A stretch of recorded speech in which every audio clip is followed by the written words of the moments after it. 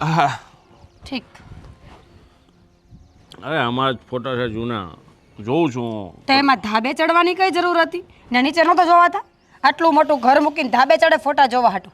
સાચું બોલો. નીચે શું કરતા ઘરે હતા? લાઈટ નહોતી એટલે મેં કીધું થોડીક હવામાં ઊભો રહું ને તો મજા આવે. રેવા દ્યો રમાડવાનું. ફોનમાં લાઈટ નહોતી વધતી ફોટા જોવા હોય તો? આ ધાબે હું કામ આવ્યા? ત્યાં મચ્છર કરડો હતો એટલે મેં કીધું થોડા ઉપર જઈએ. આ જ લખણ. પણ તું ક્યાં ગઈ હતી મને એ કહે ને. તમારા લખણના કારણે છે ને હું કે હાલી ન થકતી ગામમાં, સમજ્યા તમે?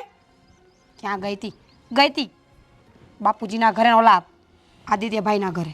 છોકરાને બાજુવાળાને ત્યાં મૂકીને. તો કામ હોય તો ન કરવા? તમે તો કાંઈ ધ્યાન રાખો નહીં. હું એક મારા કામ માટે જ ગયો હતો ને પણ તું કેમ ને તારા બાપા ત્યાં ગઈ હતી? કંઈ તમને કામ ખબર હતું? પડી? મારા બાપુજી અને મારા બા આદિત્યને ખોડે બેહાડવાની વાતું કરે છે હવે. તો શું, આટલો 35 વર્ષનો ગઈઢો હવે ખોડે બેસે, ભૂંડોય ન લાગે. પણ તારા બાપુજીને એમને ખોળે બેહવાની ક્યાં જરૂર છે? એ જ વાત છે. ક્યાં વધારે ઘરડા થઈ ગયા છે? હજી તો ઠરીઠામ છે. તમને ખબર નથી? મને લાગે છે કે આદિત્ય મારા બા બાપુજીને ફસાવ્યા લાગે છે.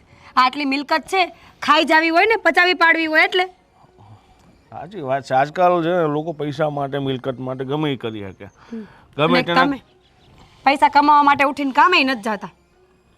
હવે કામ આપણું હાલે જ છે ને, આપણે કાં કામે જવાની જરૂર છે? ક્યાં ભૂખે મરીએ છીએ આપણે? ભૂખે નથી મરતા, પણ મારા મા બાપની મિલકતમાં મારો ભાગ લાગે એનો નહીં. આપણા ઘરે વાહે છોકરો છે, કાલ સવારે આપણે ભાગ પાડવા પડશે ને, કાલ સવારે આપણે મિલકતની જરૂર પડશે. અરે મિલકત લેવાની જ છે ને. મને તો આશા હતી કે ભાઈ જેટલી મિલકત છે એ કામ કરીએ તો. શું?